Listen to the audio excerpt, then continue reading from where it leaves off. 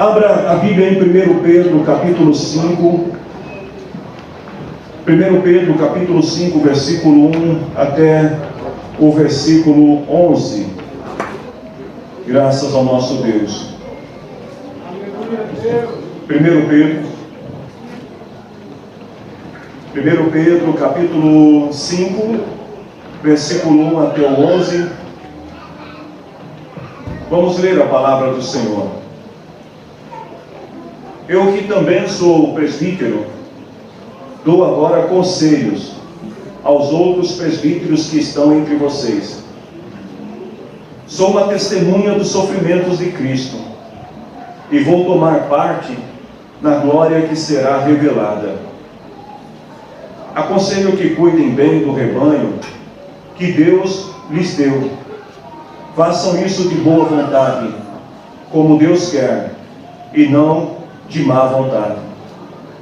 Não façam o seu trabalho para ganhar dinheiro, mas com o verdadeiro desejo de servir. Não procurem dominar os que foram entregues aos cuidados de vocês. Um exemplo para o rebanho. Quando o grande pastor aparecer, vocês receberão a coroa gloriosa, que nunca perde o seu brilho. E vocês, jovens, sejam obedientes aos mais velhos, que todos prestem serviços uns aos outros com humildade, pois as Escrituras Sagradas dizem: é contra os orgulhosos, mas é bondoso com os humildes. Portanto, sejam humildes, debaixo da poderosa mão de Deus, para que Ele os honre no tempo certo. Entreguem todas as suas preocupações a Deus, pois Ele cuidará de vocês. Estejam alertas, fiquem vigiando, porque o inimigo de vocês, o diabo, anda por aí como um leão que ruge, procurando alguém para devorar. Fiquem firmes na fé, enfrentem o diabo, porque vocês sabem que no mundo inteiro, os seus irmãos na fé estão passando pelos mesmos sofrimentos. Mas depois de sofrerem por um pouco de tempo, o Deus que tem por nós um amor sem limites e que chamou vocês para tomarem parte na sua eterna glória, por estarem unidos com Cristo, Ele mesmo os aperfeiçoará e dará firmeza, força e verdadeira segurança. A Ele seja o poder para sempre. Amém. Vamos orar ao Senhor, em nome de Jesus Cristo. Obrigado, Deus, por nós estarmos aqui nesta noite. Nós viemos aqui, Senhor, com o propósito de adorar o Senhor, mas também com uma expectativa de poder ouvir o nosso irmão que, Senhor, está vindo de tão longe para ministrar uma palavra da tua igreja. Mas o Senhor sabe de todas as coisas. Aonde quer que eles estejam, Senhor, neste momento, se perdidos na estrada, se presos no trânsito, o Senhor sabe o porquê eles não estão aqui nesta hora, Senhor, e neste momento. Então, só nos resta dar glórias ao Senhor e reconhecer o teu poder e a tua vontade, e pedir, meu Deus, humildemente, que o teu Espírito Santo venha usar cada um de nós, usar a minha vida para falar, usar as nossas vidas para ouvirmos e para compreendermos e entendermos a tua palavra ministrada nesta noite. Em nome de Jesus, amém. Tomem assentos, queridos irmãos. Graças a Deus. Eu particularmente não gosto muito de pregar quando eu convido alguém para pregar e a pessoa não chega, porque eu sou o primeiro a ficar na expectativa de querer ouvir a pessoa. Mas como pastor também, algumas vezes eu já estive também em situações de ter que pregar em alguma igreja e não conseguir chegar na igreja e causar um grande constrangimento aos irmãos que estavam naquela expectativa. Então, Eu quero louvar a Deus nesta noite por todas as coisas. E hoje à tarde eu estava meditando um pouco aqui nesta palavra.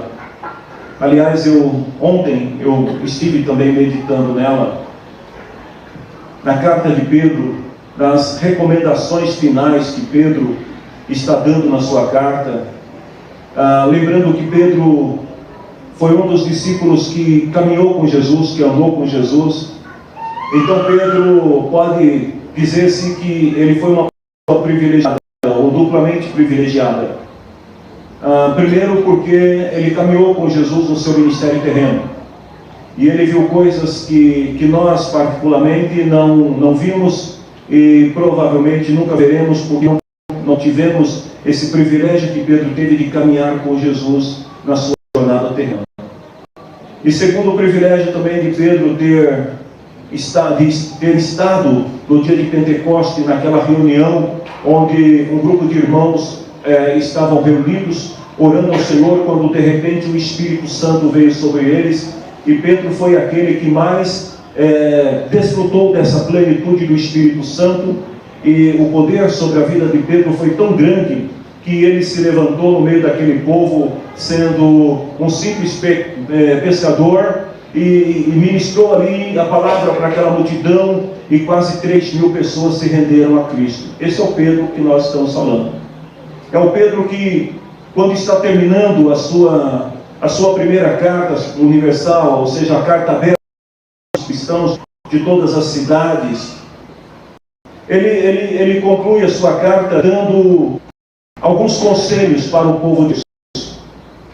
E Pedro, ele vai aqui abordar, nesses versículos que nós lemos aqui, alguns conselhos, algumas considerações para 3 classes que faziam parte da comunidade cristã da época, e ainda hoje essas classes de pessoas também estão presentes na igreja. Pedro vai trazer conselhos para os mais velhos, em algumas versões diz os anciãos, em outras versões diz presbíteros. É a mesma coisa. Era o colegiado de homens mais velhos que administravam a igreja e cuidavam e zelavam da igreja e dos cristãos. Ele vai também falar, ainda que também deixar um conselho para os jovens, para a juventude. Eu penso que o que Pedro está enxergando aqui, quando ele finaliza a sua carta aqui, ele está enxergando 2 gerações que fazem parte do contexto igreja, que são os presbíteros, os ensinadores, os jovens, geração presente e futura, e depois ele termina falando para a igreja de um modo geral, para todos os irmãos. Eu li uma frase essa semana. Eu gosto muito de ficar lendo frases, eu não sei se vocês gostam disso, mas eu tenho tantos livros virtuais de frases, eu não sou daquele da frase para ver se realmente aquela frase ela tem um sentido dentro da minha realidade cristã ou não. Eu estava lendo uma frase é um nome meio complicado, né, para quem tem a língua presa, mas o nome do sujeito é mais ou menos assim, Brengley. Não sei se eu consegui falar corretamente, né? Brengley. Ele era um dos oficiais do Exército de Salvação nos Estados Unidos. Esta igreja já teve a oportunidade de receber uma vez um dos oficiais do Ministério do Exército de Salvação aqui na igreja, que foi o David Sutton, muitos anos atrás. E esse oficial, ele diz o seguinte: quando Deus busca um homem para trabalhar em sua vinha, ele não pergunta se tem grandes habilidades ou educação esmerada, ou se fará orações eloquentes. Contextualizando esta frase dele, o que ele queria dizer é que quando Deus escolhe uma pessoa para servir no ministério, para servir a igreja de Cristo, para fazer parte da igreja de Cristo, chega para a pessoa e pergunta para ela em que faculdade ela se formou. Tampouco Deus chega para a pessoa e pergunta para ele quantos mestrados de teologia ele tem. Deus não pergunta para essa pessoa quais são as suas habilidades naturais para saber se essa pessoa estará apta ou não. Deus também não está muito preocupado se a pessoa é um bom orador, se ela tem fluência verbal, oratória, se ela fala bem, se ela se comunica bem, se ela consegue envolver as pessoas. Deus não pergunta nada disso. A pergunta que diz ele que Deus vai fazer às pessoas é se ele tem um coração dedicado à obra de Deus. O que importa para Deus quando Deus chama alguém, quando Deus escolhe alguém? E hoje nós temos aqui uma congregação de homens e mulheres que foram chamados por Deus para servir na sua obra. Eu posso ouvir um amém aí? Amém. Glória a Deus. Então, vejam bem, o que é que Deus quer saber de nós? O que é que importa para Deus? Primeira coisa, você vai buscar viver em santidade? Uma das canções que foram cantadas aqui nesta noite falava muito sobre o Deus que é santo. E essa é uma preocupação que Deus tem acerca da sua igreja, do povo que irá representá-lo aqui na terra, do povo que vai carregar a sua marca, do povo que vai carregar o seu nome, do povo que vai representá-lo aqui na terra como embaixadores do seu reino. Então o que importa para Deus, primeiro, você vai buscar viver uma vida em santidade. Ora, até porque aos olhos de Deus todos nós somos pecadores e todos nós cometemos falhas e erros, mas Deus não está preocupado com aquilo que você fez ou deixou de fazer. O que Ele quer saber se no momento em que você foi chamado por Ele, escolhido por Deus, e talvez hoje o Espírito de Deus esteja tocando no coração de alguém aqui, dizendo: eu quero contar com você, eu estou chamando você para fazer parte da minha obra. Então a pergunta que interessa a Deus é: você está disposto a viver em santidade? Você está disposto a abrir mão daquilo que o mundo pode te oferecer? Você está disposto a criar inimizade com o mundo? Você está disposto a se desligar do sistema chamado mundo, governado por Satanás, para viver uma vida em santidade aos olhos de Deus? Segunda pergunta: você vai amar a obra de Deus, que significa amar a missão integral da igreja, que significa amar os pecadores como Deus te ama? Quantas vezes pessoas que dizem serem queridinhas de Jeová, amadas por Deus, não conseguem expressar o mesmo amor que Deus tem por ele pelas outras pessoas? Hoje alguém perguntava aqui para nós pela manhã: ora, se Deus é amor, então significa que podemos viver uma vida de qualquer maneira? Não. Eu lembrava de uma frase clássica que nós sempre dizemos no discipulado: os homens estão indo para o inferno, não porque Deus deixou de amá-los, mas porque eles estão rejeitando o amor de Deus. Então a pergunta nesta noite é: você está disposto a viver o amor de Deus? E viver o amor de Deus significa viver também na sua própria vida a justiça de Deus, a retidão de Deus, porque o amor de Deus é justo. Terceiro, você está disposto a caminhar pela fé e não pelas emoções?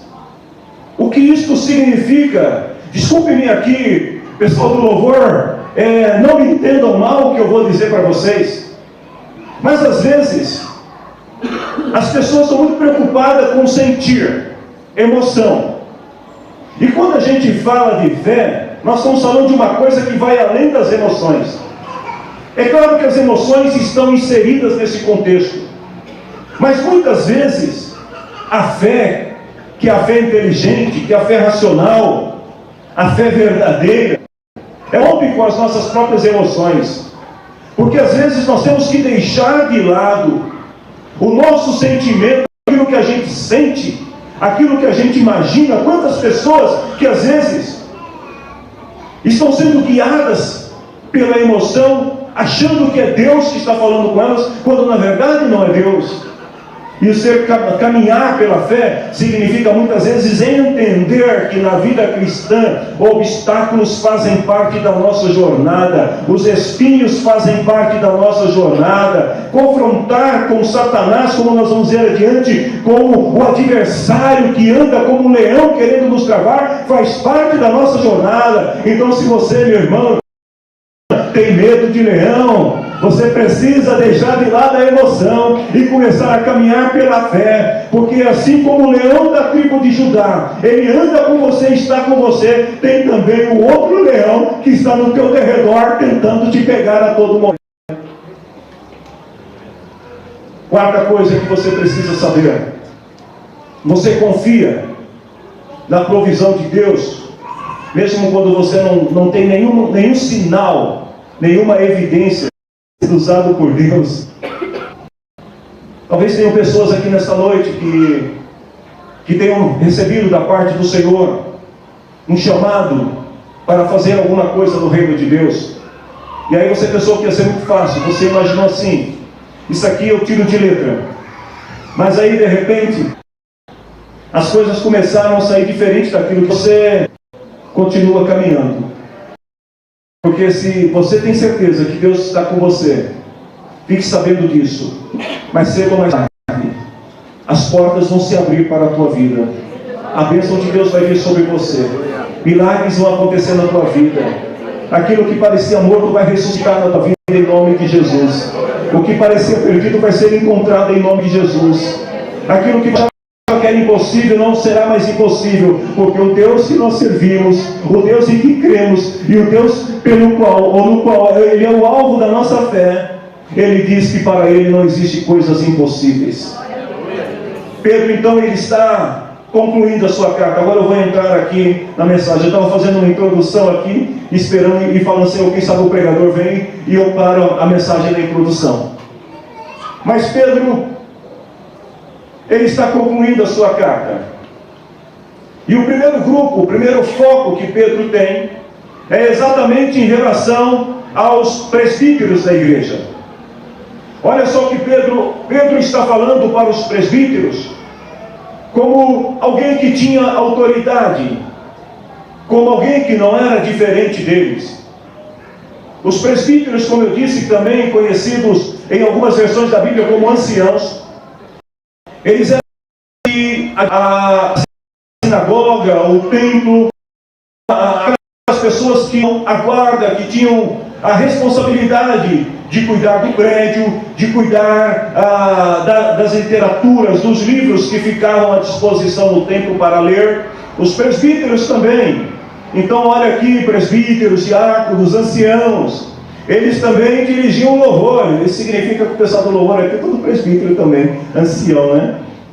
Dirigiam o louvor e designavam, ocasionalmente alguém para ler as Escrituras e até explicar as Escrituras. Mas eles tinham uma importância muito grande dentro da ordem de culto. E aí Pedro está escrevendo para eles e diz assim: eu que também sou presbítero, eu dou conselho aos outros presbíteros que estão entre vocês.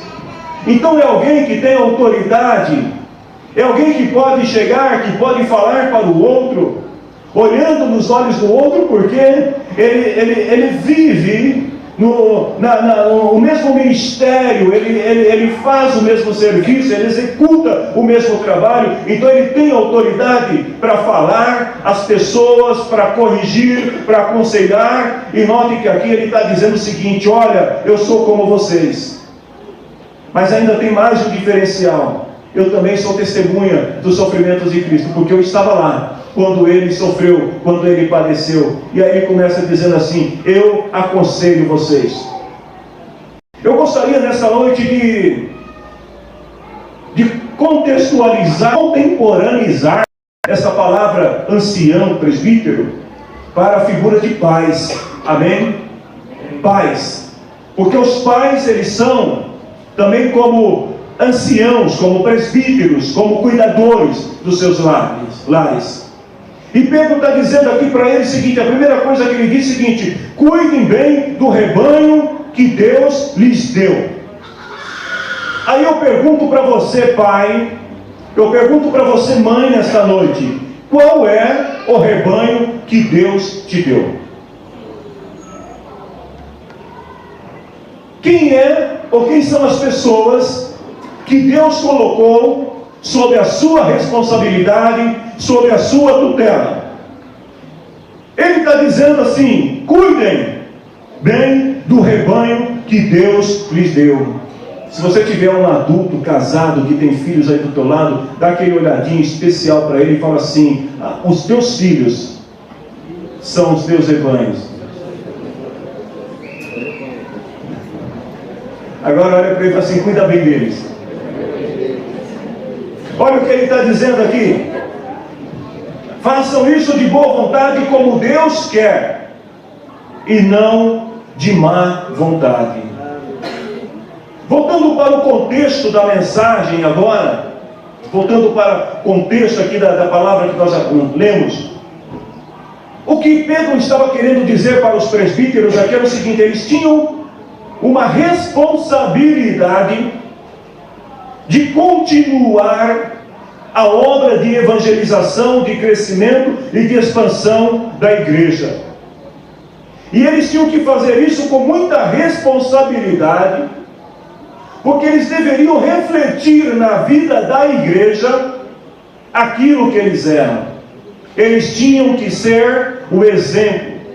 É por isso que muitas vezes aqui na igreja eu cobro dos obreiros aqui, né?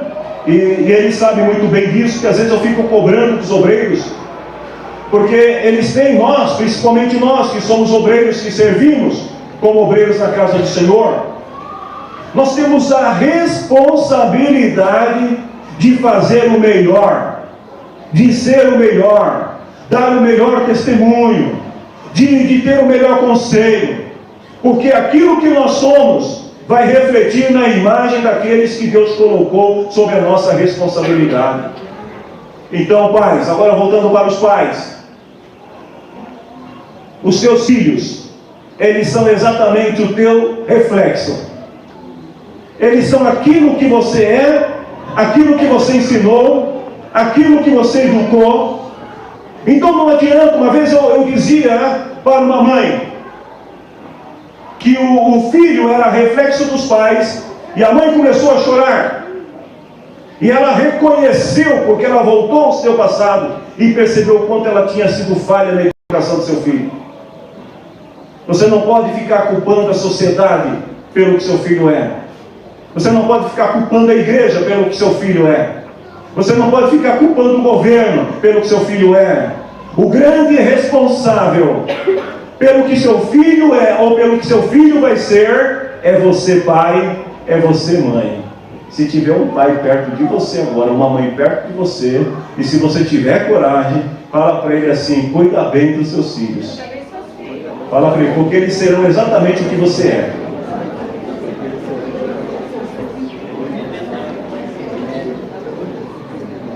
Eu sei que pode parecer pesada essa palavra, e alguns pais podem até questionar, podem até não concordar. Eu respeito a sua opinião, mas querido, o grande responsável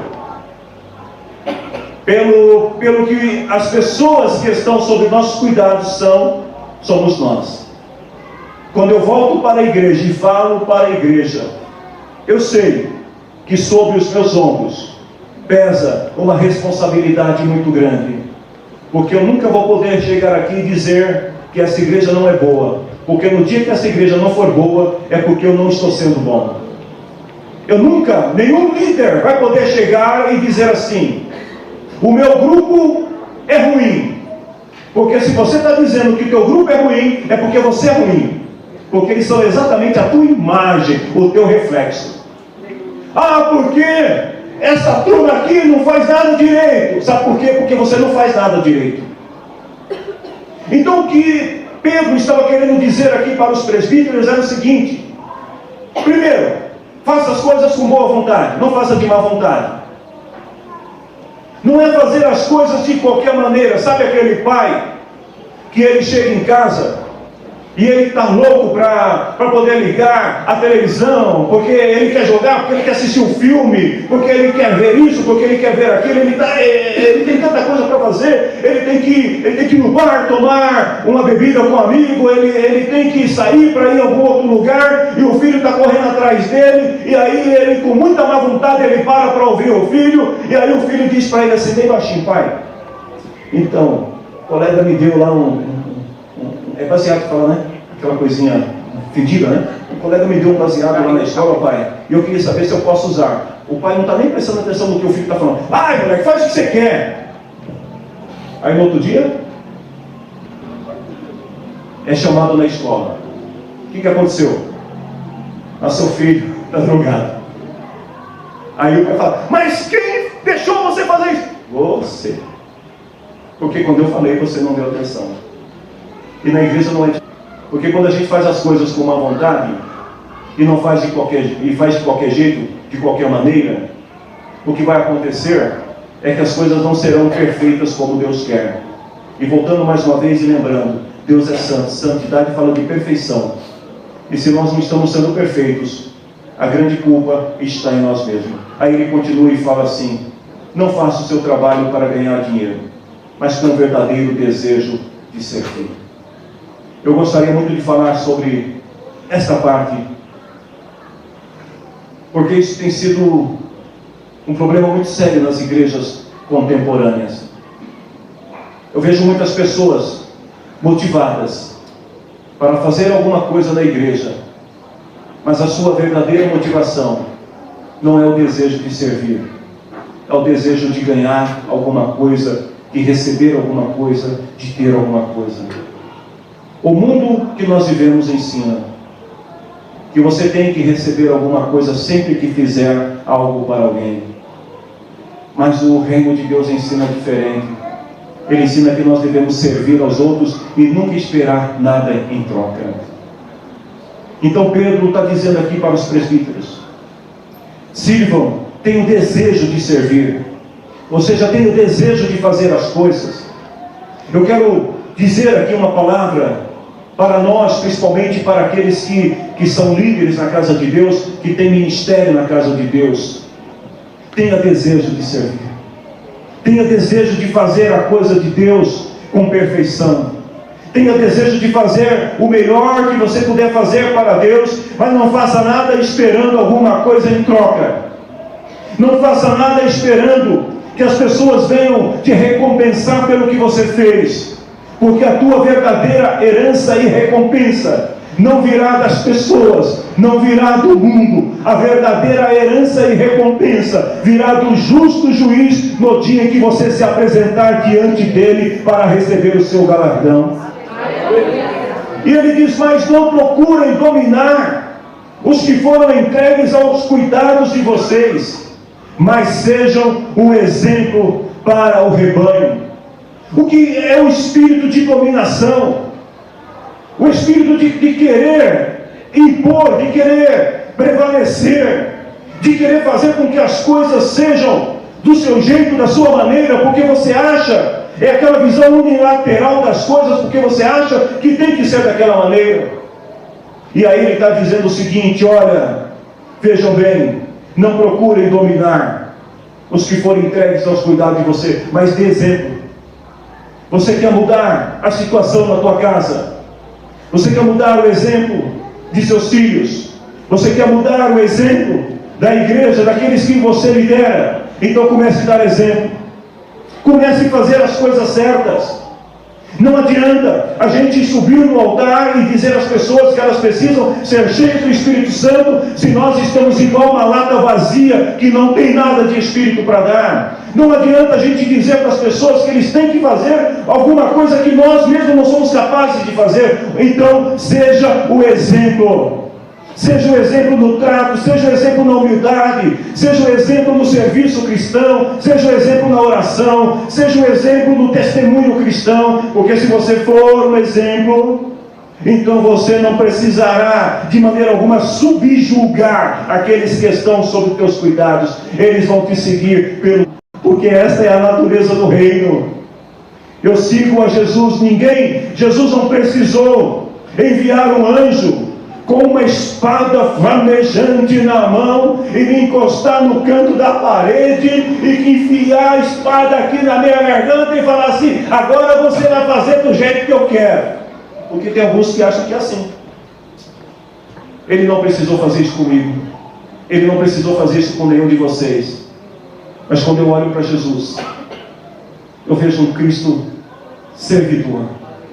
Quando eu olho para Jesus, eu vejo um Cristo que todo momento da sua vida ele tinha um único propósito, que era viver a natureza do Pai e revelar a natureza do Pai por onde quer que ele passava. Eu quero ser como esse Jesus. Eu quero ser como esse Jesus.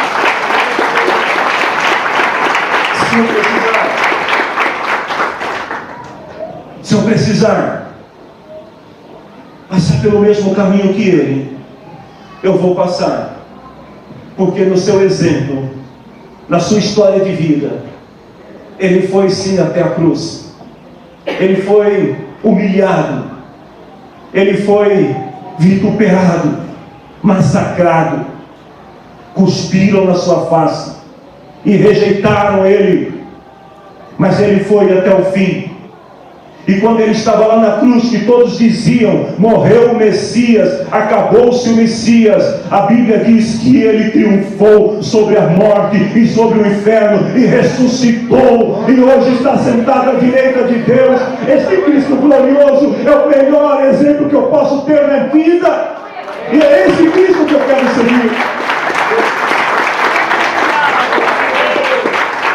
Aqui nessa igreja, você pode ficar tranquilo, porque ninguém vai chegar para você também com uma espada do anjo e vai enfiar a espada nas tuas costas e vai falar assim: faz desse jeito ou faz daquele jeito. Mas eu quero te convidar a olhar para Jesus. Eu quero te convidar a enxergar a natureza de Cristo, como ele andava, o que ele pensava, como ele fazia, como ele agia. Eu quero que você veja Jesus, e quando você começar a olhar para Jesus, eu tenho certeza que você vai querer ser igual a ele. E ninguém vai precisar te subjugar. Ninguém vai precisar dizer para você o que é certo e errado. Porque quando você olhar para Jesus, você vai ver o quão miserável você é, o quanto miserável eu sou, o quão pecadores nós somos e o quão distante nós estamos de Deus, se não for através desse Jesus. Eu preciso melhorar. E eu só posso melhorar se eu seguir o exemplo de Jesus. Aí Pedro para. E ele volta para a juventude. E ele são poucas palavras que ele diz aqui para os jovens. Poucas palavras, dizer muito. Ele fala assim: vocês jovens, sejam obedientes aos mais velhos. A gente vive no mundo da insubordinação, no mundo da desordem. Nós estamos vivendo num mundo onde os mais jovens não querem respeitar os mais velhos. Nós vivemos num mundo onde o espírito da desordem, da desobediência, ele tem penetrado em todas as áreas da sociedade, em todos os níveis da sociedade. Queridos pais e jovens que estão aqui nesta noite, eu nunca vi um mundo tão em desordem como o mundo que nós estamos vivendo agora, onde os filhos com poucas idades, já estão levantando a voz contra os pais e já estão querendo ser senhores da sua própria vida. Olha a recomendação bíblica aqui. E aqui não está falando de pais, está falando de pessoas de idade, pessoas com mais idade. Sejam obedientes a eles. Olhem para os velhos. Aprenda com eles. Eu estava dizendo para um irmão, aliás, esse irmão está aqui na igreja, não sei aonde, mas ele está aqui na igreja. E esse irmão, ele passou umas experiências na vida dele, umas experiências muito ruins, que eu particularmente não tenho nenhum interesse de passar pelas experiências que o irmão passou. Mas aí um dia eu estava conversando com ele, e ele estava me dizendo que ele estava aconselhando outras pessoas, e eu falei para ele, mas como é que você aconselha as outras pessoas tendo vivido, passado por todo esse processo? E esse irmão falou assim, eu digo para as pessoas, o que eu fiz de errado, e advirto as pessoas, para que elas não façam o mesmo erro que eu. Olhem para os mais velhos. Se você começar a observar os mais velhos e ouvir os mais velhos, talvez você vai errar menos na vida. Talvez você vai bater menos com a cara no poste. Talvez você vai ter menos erros e vai ter mais acertos.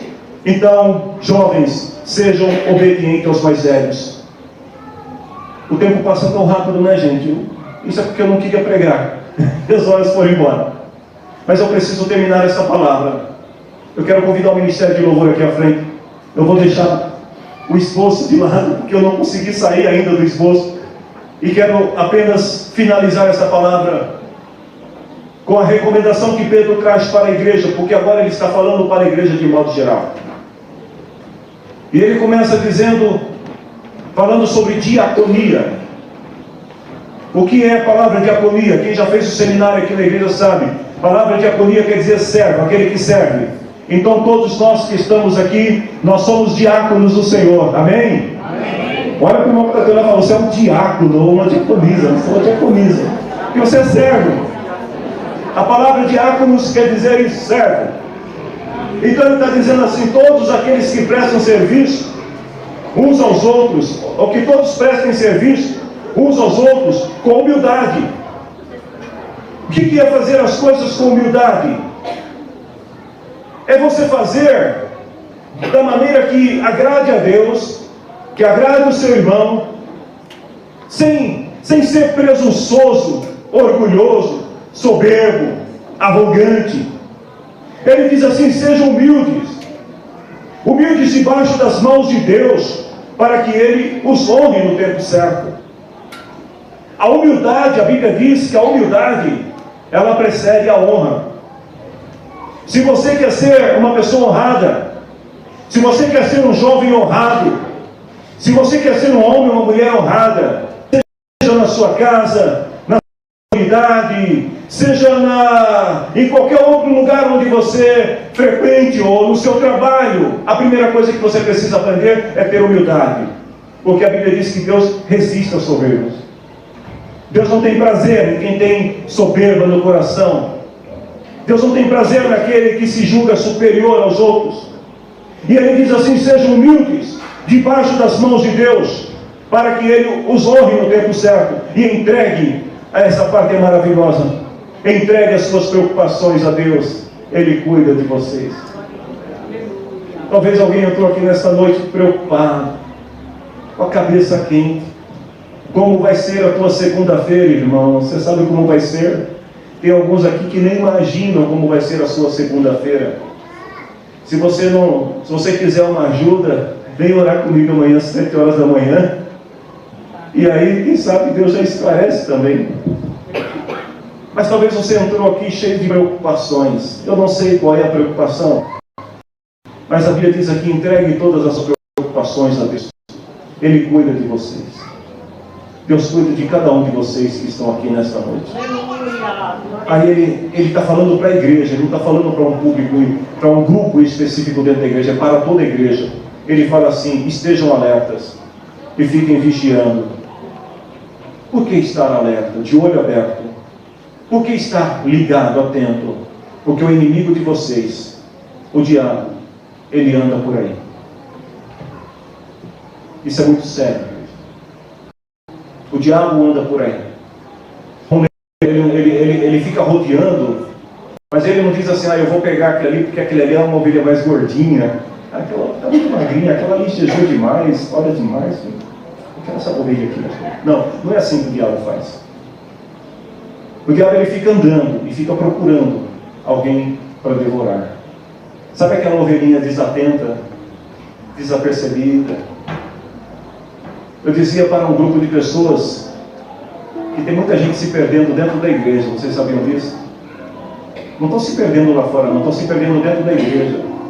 Porque às vezes tem gente que pensa assim, que a igreja é como se fosse um grande curral, onde as ovelhinhas entram e elas ficam protegidas.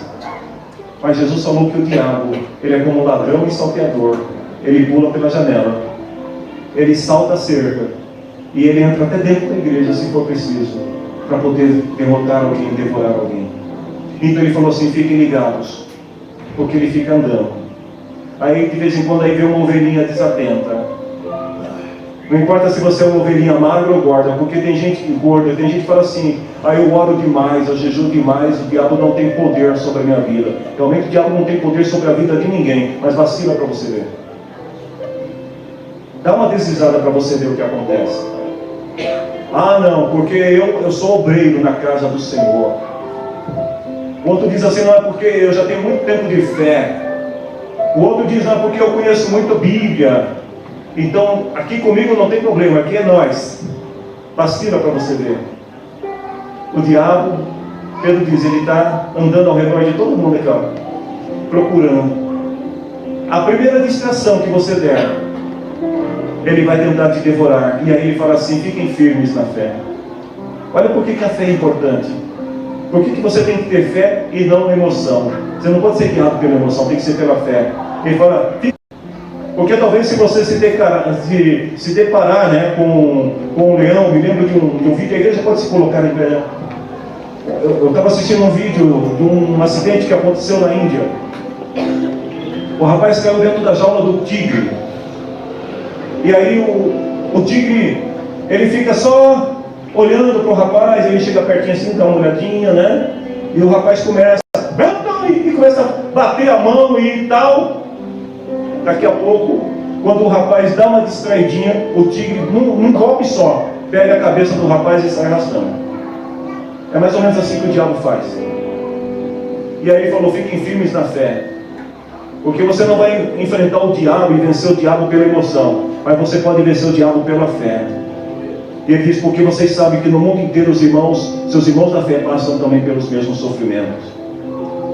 E aí, para terminar, ele diz assim, depois de sofrerem por um pouco de tempo, o Deus que tem por nós um amor sem limites e que chamou vocês para tomarem parte da sua eterna glória, por estarem unidos com Cristo, Ele mesmo os aperfeiçoará e dará firmeza, força e verdadeira segurança.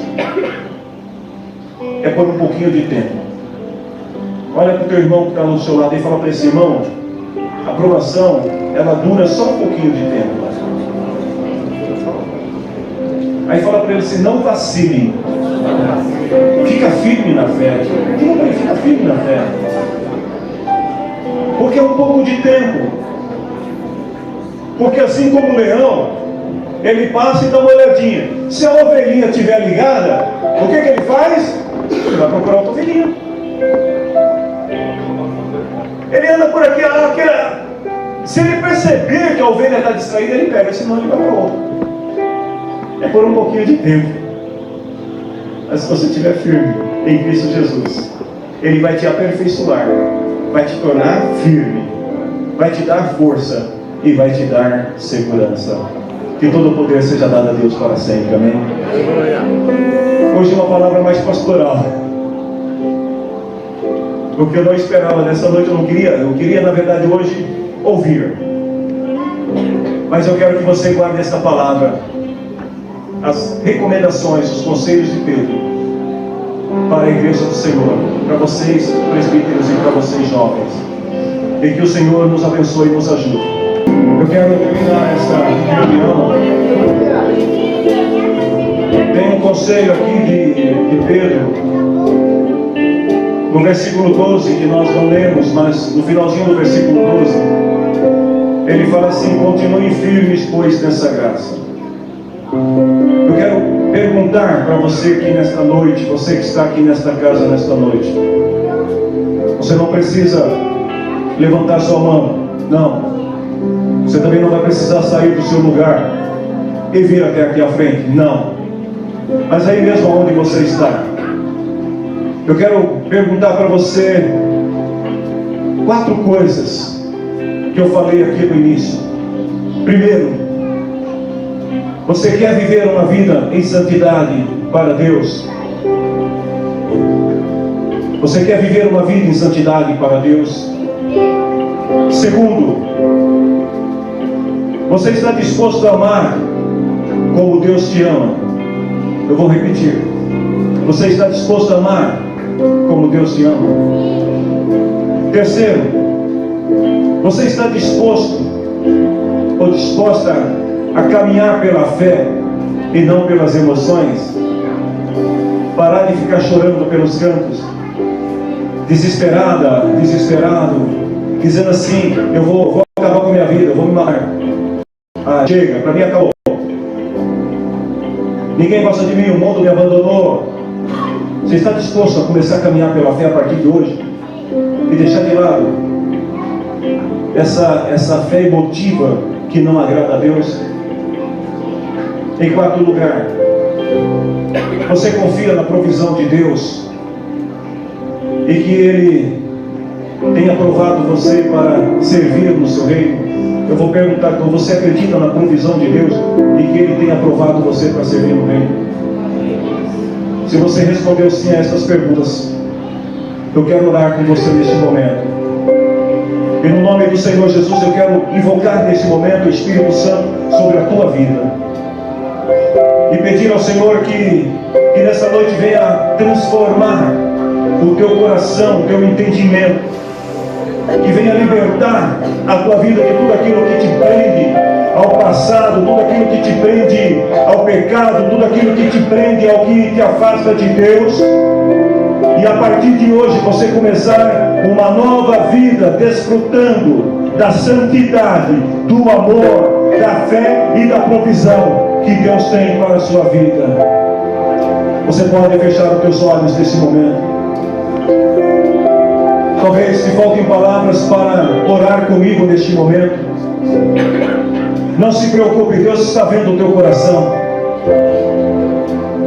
Talvez te faltem palavras para dizer como aquele homem que quando subiu no templo lá e ficou batendo no peito: Deus tem misericórdia de mim. Talvez você não seja tão corajosa, tão corajoso para chegar a esse ponto, mas Deus conhece o teu coração. E Ele está vendo nesse momento que passa dentro de você o desejo de viver uma vida que agrade a Deus, de viver uma vida em que Deus tenha prazer, viver uma vida que o Espírito Santo pode habitar em você e fazer morada. Então eu oro agora com você em nome de Jesus. Ó Espírito Santo de Deus, começa, Senhor, neste momento sondar os corações de todos nós que estamos reunidos aqui nesta casa. E ensina-nos, Senhor, a tua palavra, porque o mesmo cuidado que Pedro teve com a igreja do Senhor é o cuidado que o Senhor tem por nós e que todos nós também temos uns pelos outros, porque queremos, Deus, uma igreja firmada na fé. Nós queremos uma igreja, Senhor, envolvida pela graça de Deus. Então neste momento eu lhe peço, Senhor, perdoa, transforma, purifica, redime, Senhor, e enche o coração do teu filho e da tua filha para a tua plenitude. É o que nós desejamos. Sim, ó Deus, é o que nós desejamos. Se você crê, eu quero pedir que você aplaude o Senhor com toda a força, com toda a alegria, com todo o entusiasmo, com toda a disposição que você tem. E para Ele, e só fica Ele, glória na igreja para sempre.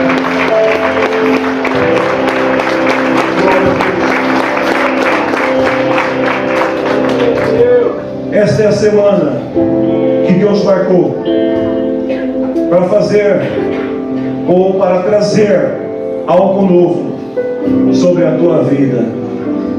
Continue firme nessa graça. Se você puder, diga à pessoa que está do seu lado aí, diga para ele assim: ó, continue firme nessa graça. Amém? Wesley, continue firme nessa graça. Meu filho, continue firme nessa graça. Levanta essa mão abençoada que o Senhor te deu aí. Essa mão e dizer para elas o quanto Deus ama a vida delas e o quanto você também as ama em Cristo. E que a graça de Deus, que é consolação, poder, a presença do Espírito Santo esteja sempre na vida desta igreja. E se você crê, diga amém.